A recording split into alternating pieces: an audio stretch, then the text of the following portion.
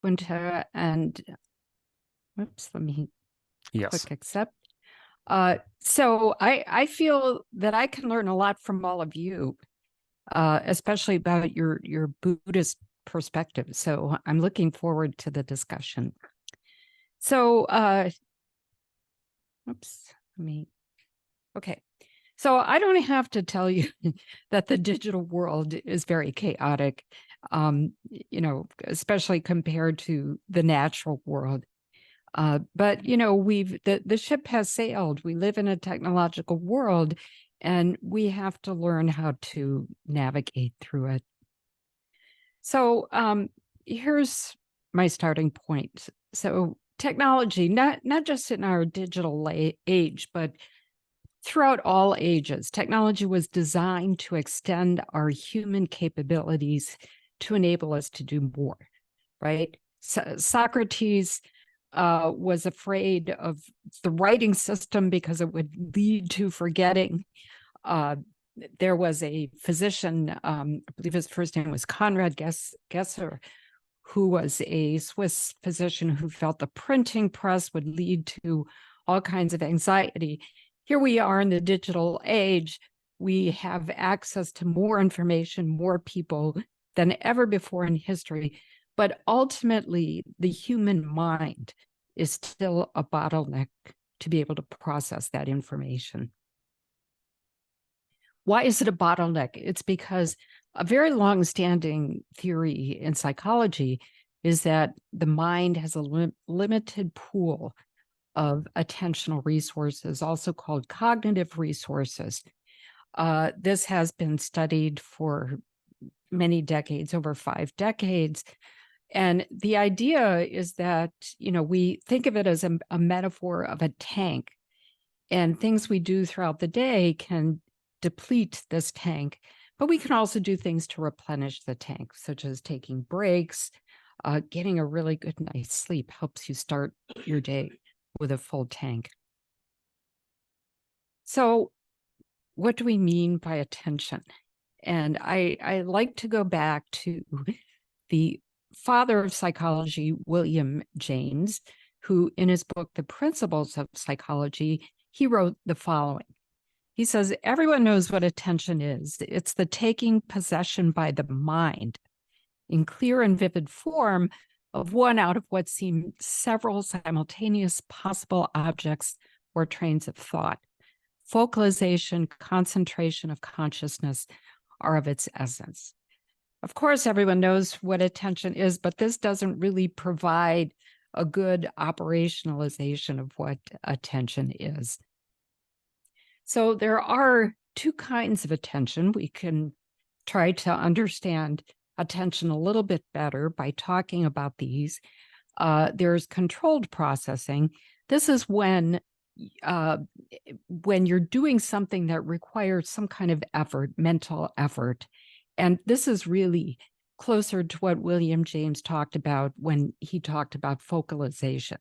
So if you're reading, right, all of your attention, in theory at least, is trained on that particular thing that you're reading.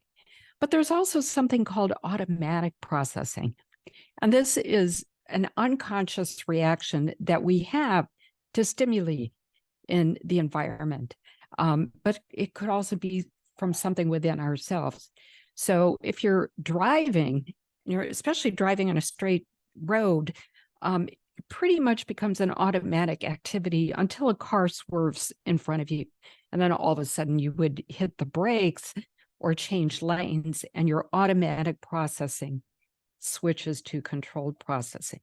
Automatic processing is effortless. It's very easy. We do not use cognitive resources when we engage in automatic processing. So how does this relate to our digital age? So when you're on your computers and you're trying to be focused, this is exercising controlled processing.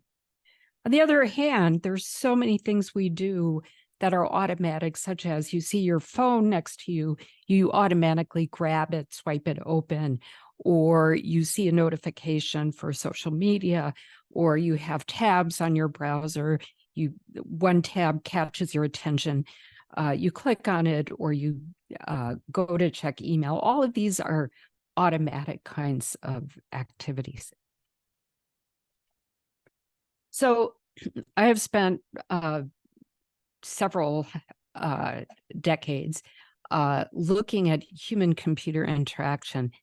And my starting point is that if we really want to understand how people behave with technology, rather than bring people into a laboratory and set up artificial conditions to study this, we need to go to where people are.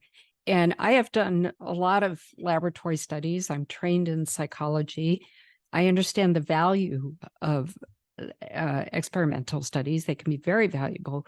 But I also believe that these kinds of artificial conditions can't model what really goes on in the world, which is the conflicts you experience, your social relationships, your stress, the ambient noise in the environment, all of these things that people experience on a day-to-day basis. So I create what I call living laboratories, which is the use of various kinds of sensors to be able to study, for example, what people are doing on their screens, whether it's their computers or their phones, the stress that people experience. We've used heart rate monitors. We've used wearable devices. We've used sense cams, which are cameras that take continual photos, put those through image processing, and we can get a fairly good idea of when people are having face-to-face interaction. So, and we use experience sampling and a lot of survey instruments to measure things like personality. So let me get right to the punchline here. And what we have found by measuring attention on a computer screen, most of this is done by computer logging. So it's done in the background, it's done unobtrusively. And we find in the last 5-6 years that people have averaged about 47 seconds on any screen before switching. This is a good approximation of where people are paying their attention when they're using their devices. It's not perfect, but it's a pretty good approximation. Back in 2003, when we first studied this, published in 2004, we used stopwatches, and we would follow people around and use stopwatches. Of course, there's some error in this measurement because it was done by humans, but the error, was not that great. And at that time, we found about 2.5 minutes. So attention has declined to an average of about 47 seconds, not just my work, but it's been replicated by others as well. What happens on the computer? Where are people paying their attention? Well, email, people spend a little bit longer, about 62 seconds on average. Productivity software, things like Word, Excel, Visual Basic, they spend a little bit over a minute. For communication software, it's a little bit less. And I just pulled out these basic categories. Of course, there are other categories as well.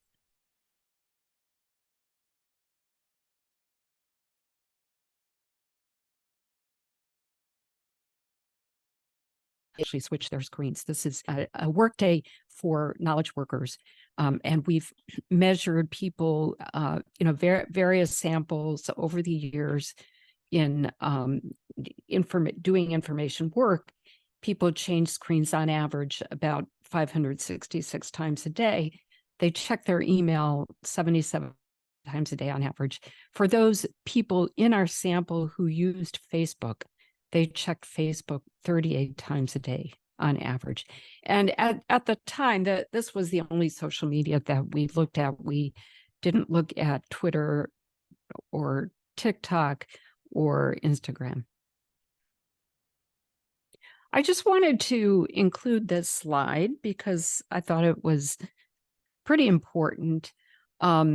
People have actually measured percent of day that people have been in sedentary behavior. So sitting at their desk, not moving around. Studies 1965, 1970, 1984, these people spend about a third of their day being sedentary. The rest of the time they were moving around, walking to meetings, maybe walking around the office, taking coffee breaks.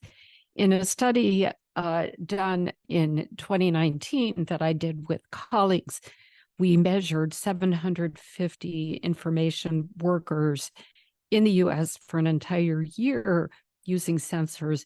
We found people averaged about 90% of the day at their being sedentary. This was right before the pandemic. So it was published in 2019. And so even before the pandemic, people were quite sedentary. So let me now talk about some myths that we have about attention when we use our computers. The first myth is that we should strive to be as focused as long as possible when we're on our computers. And if you do some Googling, you'll see expressions like this. If you read this, you'll be able to focus for hours. How you can stay focused for long periods of time. Well, it turns out, remember, that people have limited cognitive resources, and it's just not humanly possible or desirable for people to sustain long focus for long periods of time with concentration, in the same way that we can't lift weights for long periods of time without getting exhausted. We also, in one of our studies, we actually looked at different kinds of attention divided among two different dimensions. Okay, so when people think of attention, they generally tend to think of it as being in a binary state. You're focused or not focused. You're engaged with something, you're not engaged. It actually turns out that there's another dimension that's important, and that's being challenged. So you can be really engaged with something and challenged, and we call that a state of focus. But you can also be really engaged with something. You're not at all challenged, like when you play solitaire, or you play a game like Candy Crush, or you're browsing through social media. We call that rote attention. You can also, if you're not challenged and not engaged, we call that a state of boredom, which makes sense. But if you're really challenged and not at all engaged, we call that a state of frustrated attention. Like when I have a tech problem, I get very frustrated. I'm not engaged, but I have this, I'm mandated to solve this problem. Turns out that people, when it comes to focused attention, what's naturally occurring for people is to have a kind of rhythm of focused attention. We probed people throughout the day and asked them two very simple questions. How challenged were you? How engaged were you in the thing you were just doing? And we took timestamps. We find that people seem to have peak focused attention around mid-morning, and then again, there was a peak midday. And it takes people some time to ramp up to a state of peak focus. They don't come into work and start their day, all the way, ramped up, ready to go.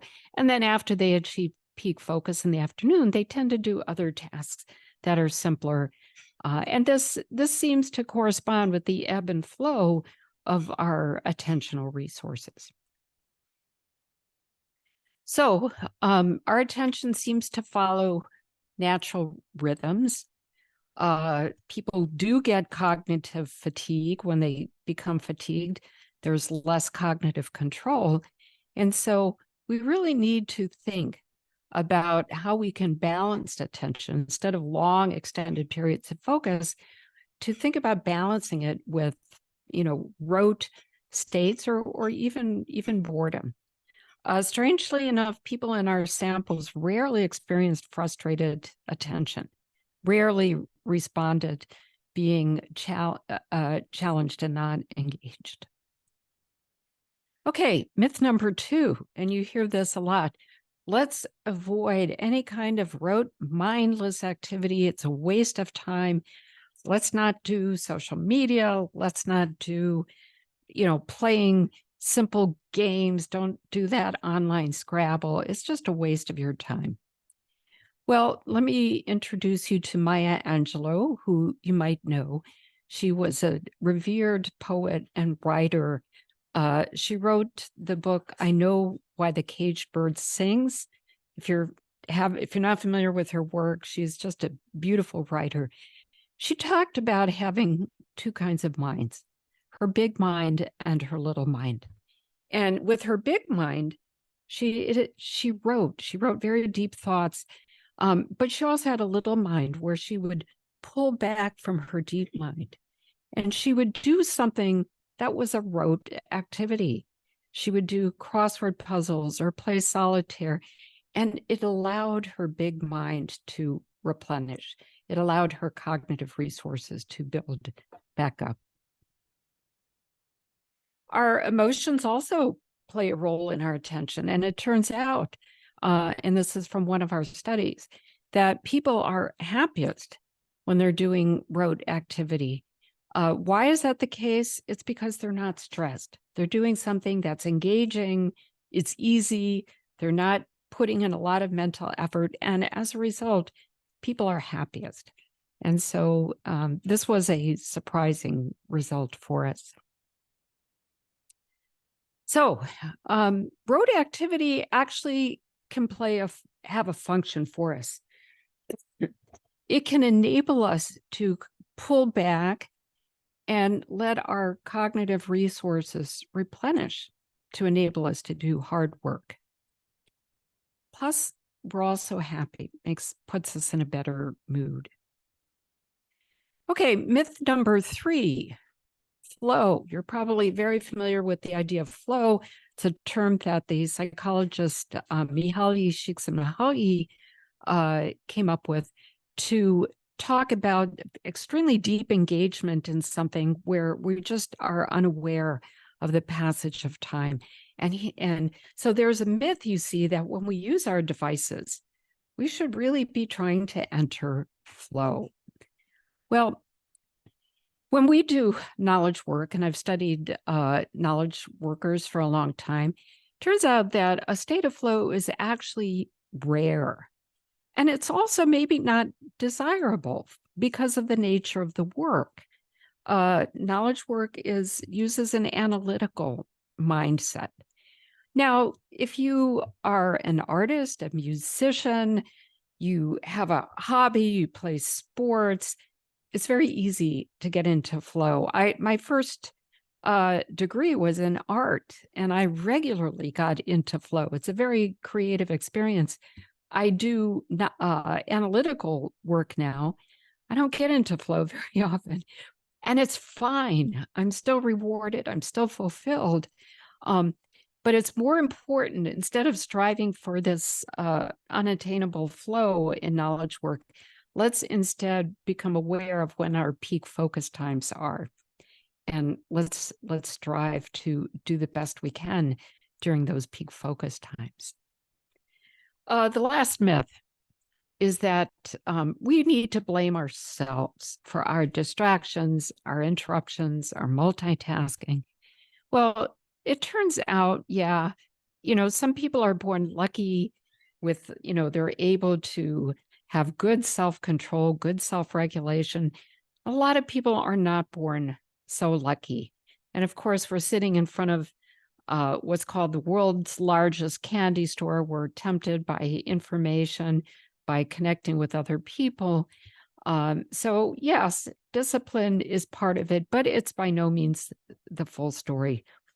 There's a whole range of social, environmental, and technological influences that affect our attention when we use our devices and lead us to be distracted. So first of all, you're probably well aware of targeted algorithms. Algorithms have become a lot more sophisticated. We leave digital traces when we go onto The internet and then these digital traces are used to construct profiles about us. And then information can be targeted to you based on, for example, if you're an extrovert or an introvert. Advertising can be geared towards you. Social media, of course, uses algorithms. TikTok has a very good recommender engine. So algorithms can influence our ability to stay focused. Of course, we're social beings. We seek social rewards. It's very hard not to respond to someone who writes to you through email or social media or Slack, because we want to have a balance of social capital, right? It's part of what makes us human. I'm going to do a favor for you answering your email, and I expect you to also do a favor for me. And also, let me mention that we're in a media environment that's not just computers and smartphones. There's film and TV, and it turns out that the average shot length of film and TV has decreased in length. Started out about 12 seconds on average. Now it's down to 4 seconds. Commercials also have gotten shorter. It's not so unusual to see 6-second commercials. We have more jump cuts especially in YouTube. YouTube designers are encouraged to put in jump cuts. So there's a lot of film and TV design that it doesn't cause us to have short attention spans, but it reinforces our already short attention spans. If you watch a blockbuster film, you'll notice how fast shots change, and they're designed to keep our attention on a film. So now let me just wrap up here and quickly go through some things that you can do to help stay more focused, to help stay more well-balanced in terms of your attention and well-being. First of all, keep in mind that attention is goal-directed. We pay attention to what our goal is. If your goal is to finish that report, finish that book chapter, that's what you pay attention to. Goals can slip, though. And sometimes another goal may come to the forefront of our minds, which is, I just want to have some fun.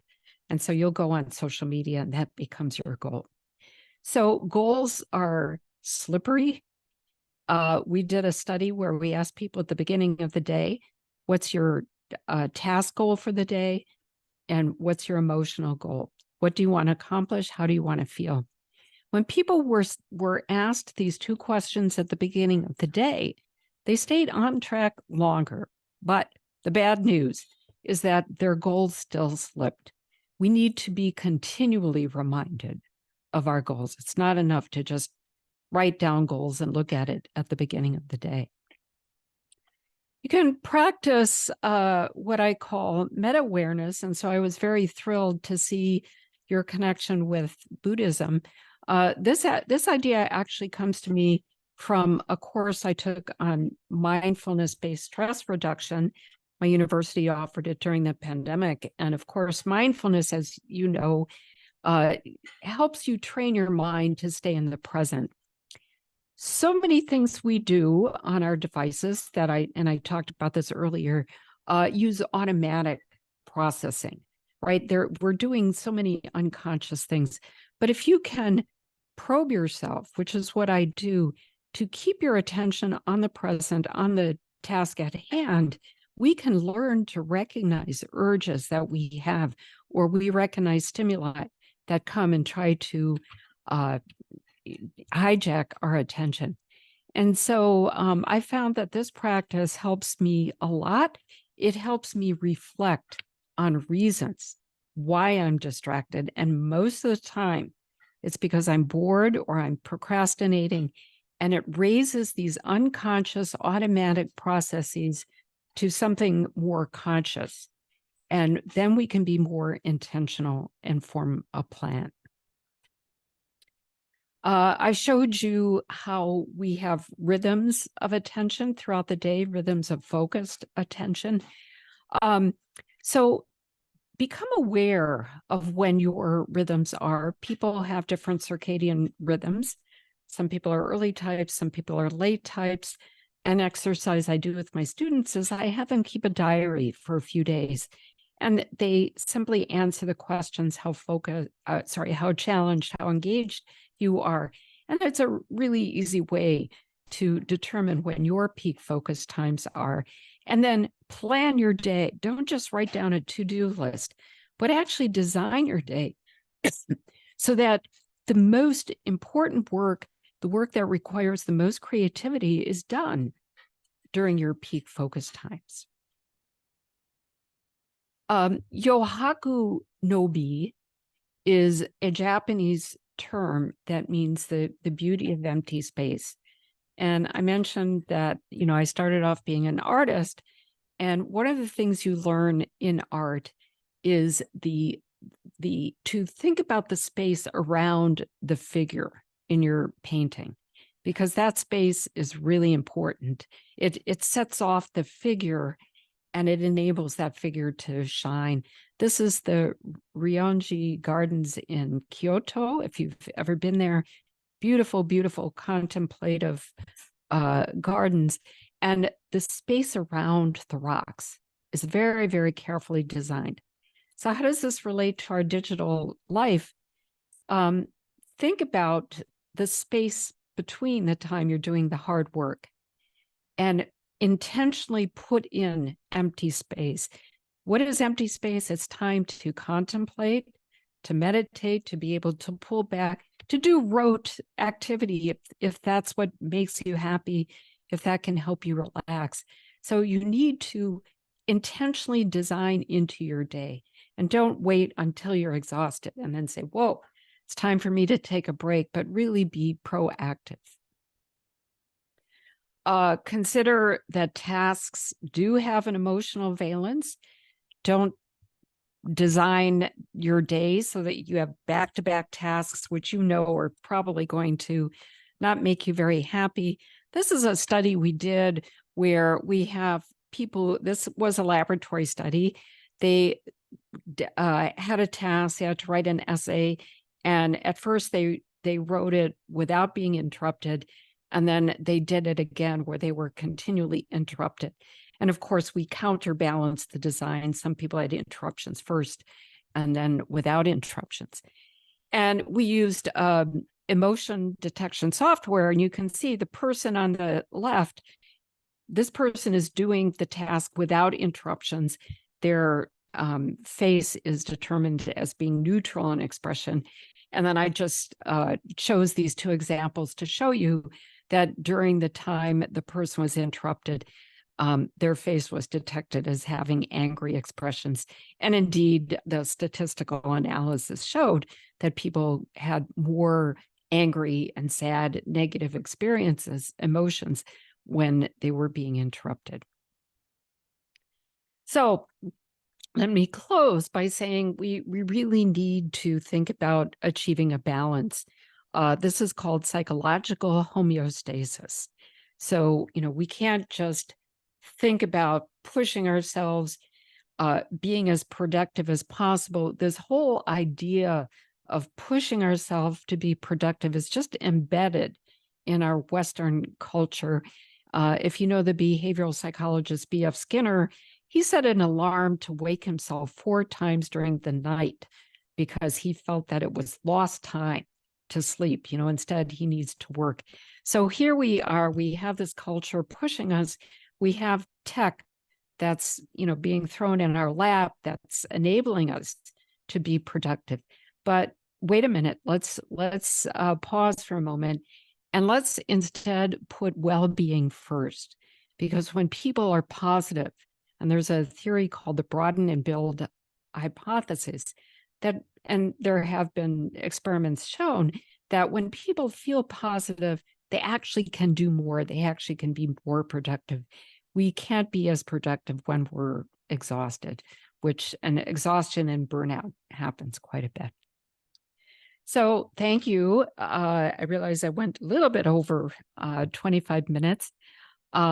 If you're interested in this, I've written a lot more about this in my book, Attention Span.